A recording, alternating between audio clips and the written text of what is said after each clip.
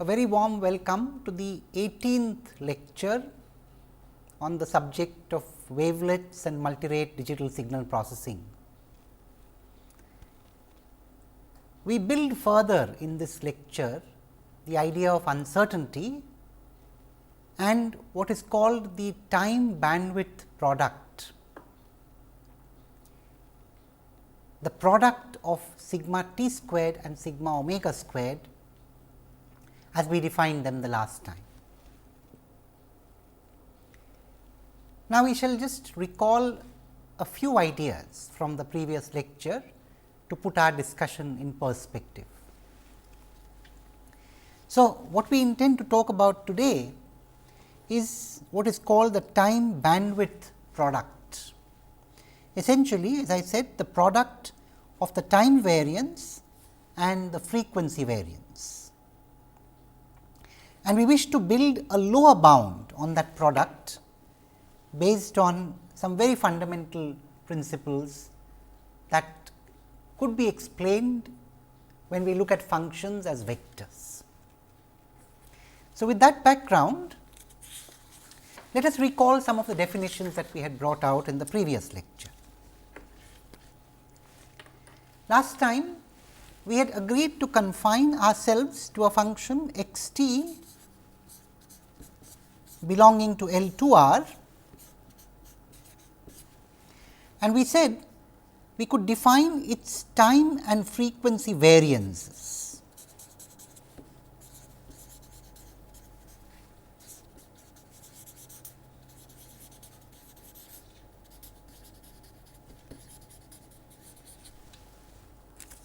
In fact, the time variance was first defined by choosing what is called the time center. So, the time center t 0 was defined according to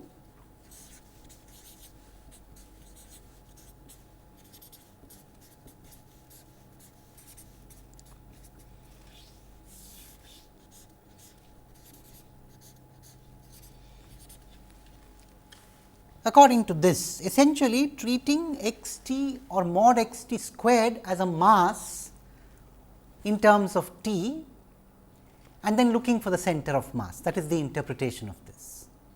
And we assume this center was a finite number. I mean, that is a reasonable assumption in almost all cases that we will talk about. From the time center, we define the time variance. The time variance was given by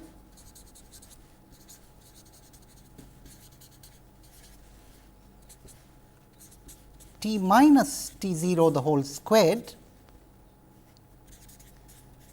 mod x t squared d t integrated over all time divided by the integral of mod x t squared.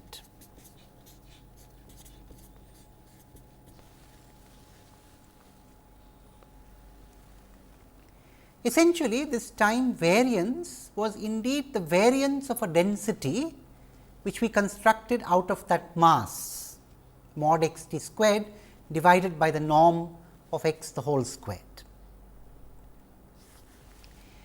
Now, similarly, we could talk about the frequency center and the frequency variance. So, we define the frequency center.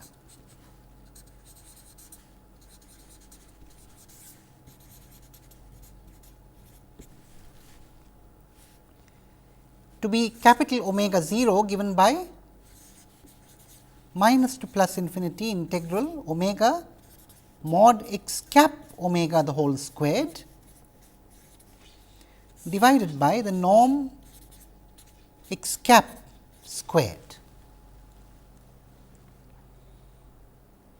Again, we assume the frequency center is finite, which is of course always, almost always the case.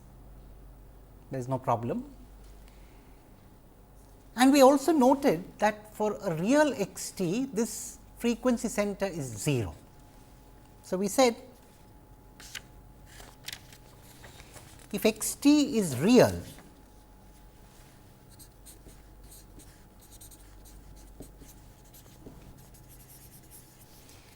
then mod x cap omega squared is an even function of omega.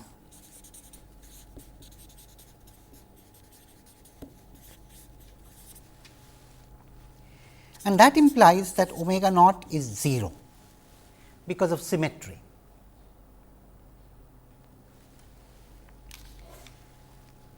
Now, we could similarly define the frequency variance. The frequency variance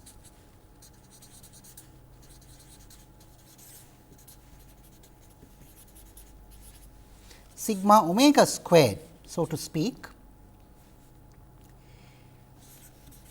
is essentially integral omega minus omega naught squared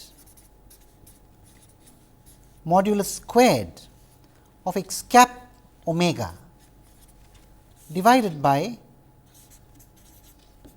a similar integral of mod x cap squared.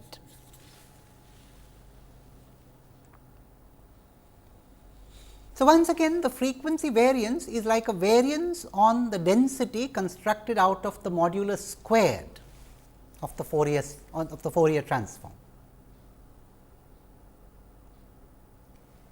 Now, let us see what happens when we shift a function in time. As we expect, when we shift a function in time, there is no change in the magnitude of the Fourier transform. In fact, all that happens is that the center shifts. So, effect of shifting in time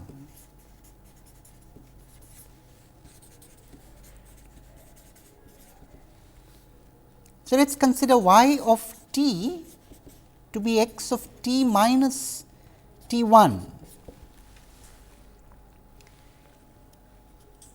Now, we can easily write down the integrals corresponding to y t, and they are not very difficult to evaluate. I shall not go through all the details of working, but I shall straight away put down some of the important results here. In fact, I put it as an exercise. We can show that the time center of y would essentially be, you see, I will take an example. Suppose, for example, you have a function centered at the point t equal to 5. So, t 0 is equal to 5. Now, if you shift the function backward by 5 units in time, you would get a function centered at 0. That is easy to visualize, and if one just writes the integrals down carefully, that is easy to prove. So, essentially what it means is that when you shift backwards by the center, you are bringing it to be centered around 0, and with that we can generalize saying that the time center of y is essentially t 0 plus t 1.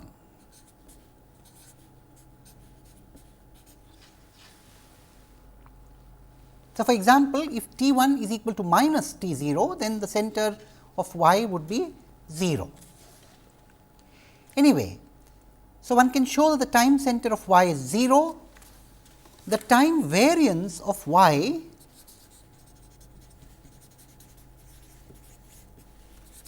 is equal to the time variance of x. Again, this is a very easy result to show, just amounts to writing the integrals down carefully and making a transformation of variable. So, I will not go into the full proof here. Similarly, we can now analyze what happens in frequency. What happens to the Fourier transform? Let us look at that first. So, if y of t is equal to x of t minus t 1, the Fourier transform y cap omega is e raised to the power minus j omega t 1 times the Fourier transform of x. And very clearly mod y cap omega the whole squared is equal to mod x cap omega the whole squared. That is very easy to see here. So, you see under a shift in time, the magnitude squared, or for that matter the magnitude of the Fourier transform is unchanged. The mass as seen on the frequency axis remains unchanged in the Fourier domain. So, you can shift as much as you desire and it has no effect on the Fourier transform magnitude squared. As you can see, it affects the phase, but not the magnitude, and the phase is not of consequence to us as far as the center and the variance are concerned. So, anyway, with that we have understood what happens when we shift.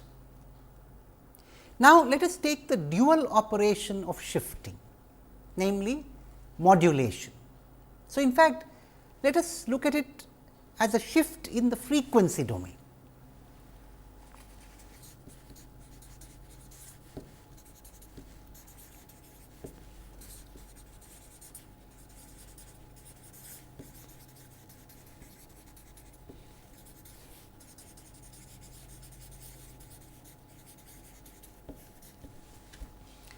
So, let us consider y t to be a modulated version of x t. So, let us consider y t equal to e raised to the power j omega 1 t times x t. Now, of course, it is very easy to see the Fourier transform y cap omega is x cap omega minus omega 1. You will recall that this idea is used in amplitude modulation, or for that matter in frequency modulation in communication engineering. When we shift a signal on the frequency axis, we are modulating in time. Now, of course, here we are talking about modulation by a complex exponential. If we modulate by a sine wave, we are essentially modulating by two complex exponentials and adding up these two modulated signals, just to put the idea of modulation in perspective. Anyway, coming back to this. So, when we modulate with e raised to the power j omega 1 t, we essentially shift on the omega axis, as we have done here. So, y cap omega is x cap omega minus omega 1, and of course, it is again easy to work out the following exercise. The time center of y is equal to the time center of x.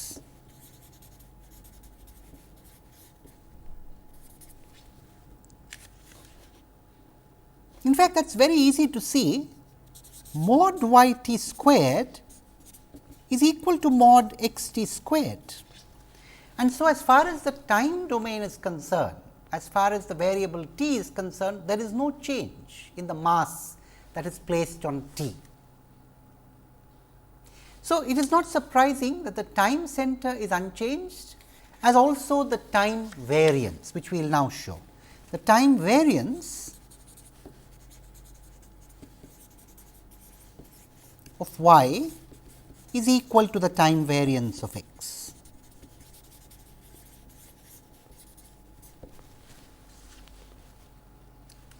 What about the frequency variance and the frequency center? That goes exactly dual to what happened when we shifted in time. So, frequency center, the frequency center of y is now going to be the frequency center of x plus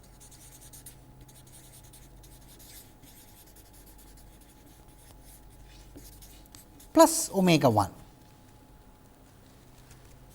I will put a bracket there. And what happens to the frequency variance? Well, shifting on the frequency axis has no effect on the variance. Again, I leave it to you to show this by writing down the integral carefully. It is a simple exercise. I shall put down the final result.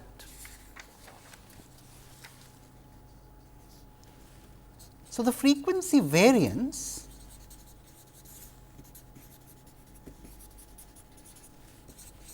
of y is equal to the frequency variance of x.